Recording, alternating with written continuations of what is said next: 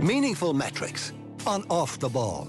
In partnership with Whoop, the personalised digital fitness and health coach that helps you unlock your inner potential. See whoop.com for more.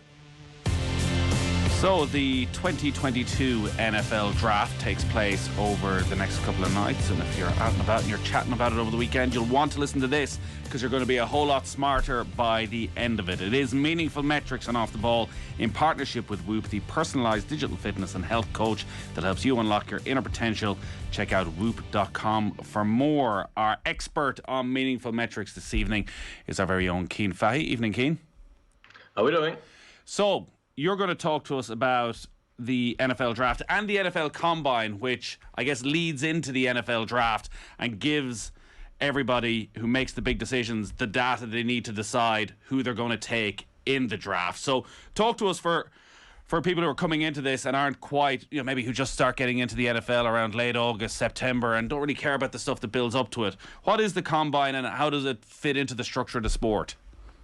Convince the people who don't care, Nick, and that's always easy. So the NFL, essentially, it has two marquee events. It's got the Super Bowl that everyone knows about, and that's the one the good teams care about because the good teams have a chance of actually playing in the Super Bowl or at least playing in the playoffs. But the draft is for the bad teams, the teams who know they're not going to be in the playoffs by mid-season. They start looking at what players are going to come in next year. So unlike soccer, where you've got leagues all over the world, where you've got academies all over the world, where you can find players anywhere, where you can buy and sell players, and you can do an awful lot, there's very limited ways NFL teams can get better. They have free agency, which is veteran players, guys who are already in the league changing teams, but the draft is how everyone gets into the league. They have to come through the draft. And essentially what it is, it's 32 slots and there's 7 rounds. So there's 7 rounds of 32 slots. And the worst team in the league from the previous season gets the first pick. And the best team, the team that wins the Super Bowl, gets the worst pick. So the goal of the draft, the goal of the NFL is to create parity and create balance and have more competitiveness. And it's why you don't see a Manchester City. It's why you don't see a Liverpool just dominating and winning over and over and over again. Tell that to Tom Brady. Yeah, let's not get into it. We're a minute in and we're already defaulting to Tom Brady. He gets talked about enough. Come on, we don't need to do that. Anyway, the NFL Combine is the kind of the prelude to the NFL draft, and the draft is the conclusion of the college football careers of these young players. So if you go through and you look at the perspective, because it's closed off, because players aren't coming from all over the world, there's like a filter system in America. So if you're 6, 7, 8 years of age, you start playing football. And if you're good and you're the best in your town, you might get onto your high school team. And if you're really, really good and you're one of the best on your high school team, you might have a chance of playing in college. But there's hundreds of college teams. And each college team has 100 to 120 players. So if you make one of them, you're one of the best football players in the country, but you have to be one of the very best players on those teams to even have a chance of making the NFL. So what happens is we're constantly diluting the athleticism of the players. You're constantly diluting the ability of the players as they're getting older. And then they get drafted at the peak time when they're like 20, 21, 22, when they're becoming fully formed, fully built athletes and fully grown men. So the Combine serves the purpose of giving us a full evaluation of their athletic ability. So it's not necessarily looking at how technically good they are. It's not necessarily how good they throw the ball or how they actually play their positions, but it's giving you a complete outline of their athletic profile. And it's very, very useful because all these players, so there's 250 players will be drafted. There's thousands of players playing college football, and all these players are playing at different levels within that group. So you could have guys at Alabama who are like basically dead set to be NFL players, and you can have guys at like Southern Miss where they're just on there and they're doing their degree in college and they like to play football on the weekends. And if those guys go up against each other, the Alabama guys are basically pro athletes. It's a bit like the England women against Ireland last week, where it's just obviously unfair. So you have to try and contextualize it, and the Combine fits perfectly into the draft system by giving us all these workouts, by giving us all these specific numbers and measurements of what they can physically do. Those numbers and measurements, they must have changed dramatically through the years. Even if we look at the whoops that we're wearing, the amount of data and information you can now get on that in terms of your recovery, your sleep, the level of effort you're putting in. There's so much data available right now. How has it changed in the 55 years since we had the first Super Bowl? Well, we had the first Super Bowl 55 years ago, like you said, or 60 years ago, whatever we're at now. But the actual first NFL Combine was 1982, and like, what was sports science in 1982? There's a famous old picture of a Raiders player smoking a cigarette at halftime of a Super Bowl, and he was like one of the best NFL players ever at the time, and is like a Hall of Famer now. So back then, like, even if you go back through the footage and the videos, these were normal-looking human beings. Like, if me and you walked alongside them, they'd all be like, yeah, they just fit in. They fit in. But if you had an actual NFL player walk by you now, every single head would turn, because you'd see that they're just monstrous athletes. And the sports science aspect of it is, now we have a better way of understanding recovery. Obviously, Whoop comes in there. They have a better way of measuring like body mass and body index and the muscle aspect and fat aspect. And if players are too big, they need to be in certain lanes. They want guys to be, if you're a defensive end, they want you to be 260 plus pounds in America, which is the way they measure it, and that kind of a thing. But the actual exercises as well, because back in the day, all of us thought, hey, if I can bench press this, it means I'm really good, I'm really useful. But like, there's no actual functional, practical application of a bench press in a game of football. And obviously sprinting as well. The 40-yard dash is something we'll come on to in greater detail. But if you're really fast on over 40 yards, yeah, it's valuable, and it's an idea of how fast you are. And when it started off, that was the idea. Who's the fastest guy here? Who's the strongest guy here? But they weren't taking it and actually applying it to the sport. So it was just measuring basic gym work that you could do anywhere. Now they've gotten into much more detail, where they're breaking down the different aspects of what you do. You still measure the 40, you still do the bench press, but they're looking at like your jumps, so that you can get the actual power that's in your lower body, because that's a lot of what the sport is. It's getting low, winning against the man in front of you. They're looking at your vertical jumps, because if the ball's in the air, they want to know who can get to the ball. And they're also looking at your quickness and your agility, and how you turn and move, and how your hips flip, and all those different details. And they're looking at different measurements per position. No, so each prospect has the choice to take part in different exercises, so they can choose if they want to do certain things. And obviously, if you don't do something, everyone will go, "Why aren't you doing it?" That's a bit of a concern. It's a bit of a red flag. So all of them can do like even the punters and the kickers and the guys who never do anything during the actual game. Those guys still go through all this if they want to. But they all do the same stuff, but the teams have gotten much smarter as well, because they look now for specific exercises, for specific measurements, for different positions. The quarterbacks who go through this, it's an absolute waste of time. Like, the most famous photo of the Combine is Tom Brady standing shirtless, where everything's sagging and he's got no muscle of definition at all. And he's the greatest quarterback ever, like you said, or one of the greatest quarterbacks ever. And so it doesn't actually matter for them. They're just there to throw the ball around, do some interviews, talk to teams who might draft them. But then if you go to a defensive end, and this is where it gets really, really interesting, because defensive ends are just freak athletes. So they want to get all their strength stuff. They want to get all the short area explosiveness. Whereas if you go to a wide receiver, he's got to have long area explosiveness, because he's going to run routes deep downfield. So where a defensive end is in the tight area of the field and he needs to be quick and strong, the wide receiver on the outside needs to be quick, but his strength isn't as much of a factor. And it's a lot of different aspects. Like the offensive lineman, their size is a big thing. They need to be certain levels of size and have a certain type of body composition. A great story from years and years ago was Andre Smith, who turned up to a combine or a pro day, and he was an offensive tackle. He's like probably 130 kg, 140 kg, 6'6", absolute monster and a phenomenal talent. And one of the things they always test is how quick your feet are. His feet were incredibly quick, and he did through all the exercises, did everything brilliantly. Then he took his shirt off, and he looked awful. And it's how pervasive the draft is. They all were put off by him and thought, oh, he just looks kind of fat, even though his actual results were incredibly good. They looked away from that and didn't focus on it. He eventually did go high in the draft and had a decent career, but it's just the nature of trying to find the right balance and doing the right things for each player at each different position. You have some case studies then to break it down. You might talk us through the linebackers first and how the Combine works with them. Yeah, so if we look at the three I've taken here are kind of Eric Kendricks is a lighter linebacker. You can see the weight at the bottom. It's 232 pounds. And even if you don't understand what pounds are, you can see relative to the other players there. Reggie Ragland is 247 and Fred Warner is 236. So the weight is very important, because the NFL used to be a sport where all it was running the ball. Everyone wanted to run into each other. It was a car crash on every snap. It's why you hear so much about CTE and all the problems coming from that. But now it's opening up. And it's all about space. It's all about the fast guys who can turn and run and make mirror movements of wide receivers and tight ends and track the running back when he gets into open space. So actually, linebackers are now getting lower and lower. So you want someone to be that 232, 236. That's perfect. A guy like Ragland here at 247 is too heavy and he gets exposed. So Ragland played at the aforementioned Alabama, where he was a big, powerful, dominant player. And because in college they weren't fast enough or they weren't consistent enough across each team to expose him in space and show off that he couldn't actually turn and move, he became a high first-round pick. But he still didn't actually turn out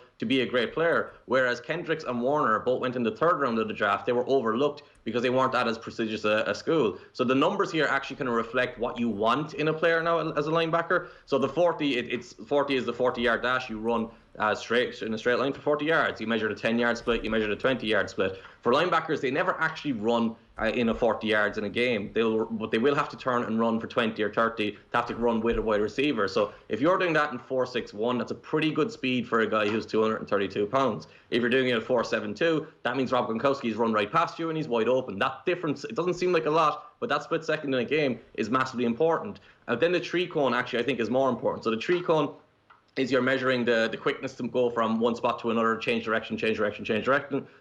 So you're just doing that in a very short period. So it's 7.14 seconds was Eric Kendricks, 6.9 was Fred Warner's. And now look at Ragland. Ragland specifically didn't do it because he didn't want to be exposed and have shown how slow he was changing direction. And the three linebackers I picked here, they're the perfect case study because Kendricks and Warner are probably two of the very best linebackers in the league and the very best linebackers covering space in coverage, whereas Ragland can only play on certain downs or in certain positions because when you spread the field and put a bunch of wide receivers on the field, he has no one to cover. The offense knows, oh, he's standing there against a guy who's 30 pounds lighter and twice as fast as him. We're just going to throw the ball there and let him run away from him. And that's how the combine can be very applicable to the actual sport, and you can actually look at the specific numbers and see where the value is going to be. Ragland went high still because sometimes guys overcome these numbers, but you're kind of taking a shot in the dark then when the actual evidence says this is different. The vertical there as well is just the straight jump, standing start. It's not hugely valuable for a linebacker, but the distance jumped relative to the weight, it kind of also implies the level of overall athleticism. So if you're able to have a high vertical as a heavier player, that means you've got serious power in your legs. Run through to the defensive ends and the wide receivers there as well. Well, the defensive ends is where it's really kind of fascinating because, and we were talking about the history earlier, in 2008 or 2007, Vernon Goldston was considered a star player, supreme athlete, and he was a phenomenal athlete, and he tested at the combine. Any review of that combine, you'll see Vernon Goldston, next big star, Vernon Goldston, superstar, and he went in the top 5 of the draft, and he went to the New York Jets to a great defensive mind. But Vernon Goldston only had a great combine if you looked at the basic numbers like we were talking about. He had a great bench press, great 40, all the stuff that doesn't actually apply to his position. What actually mattered was the broad jumps and the vertical, or not the vertical jump, the tree cone. Because the broad jump is it's a standing start, you're exploding and you're going straight across. You're going as far as you can in a lateral movement rather than jumping up in the air. And his broad jump was not particularly good for how his overall physical frame was. Actually, his broad jump wasn't too bad, sorry. It's his tree cone combined with his broad jump. So him and Von Miller had a very similar broad jump, 126 inches versus 125 inches. And actually, if you go across to Joey Bosa, he had a worse broad jump, but he was a heavier and more talented overall player. Where the similarities are between the two successful players, Von Miller, former defensive MVP and Super Bowl winner, Joey Bosa, one of the very best players in the league right now, they both had very similar tree cone drills where they're both very quick. So that means they can make very quick movements in tight spaces, which is what you do as a defensive end, as a pass rusher. Whereas Vernon Goldston was just a big guy who had all this athleticism, but it was all straight line athleticism.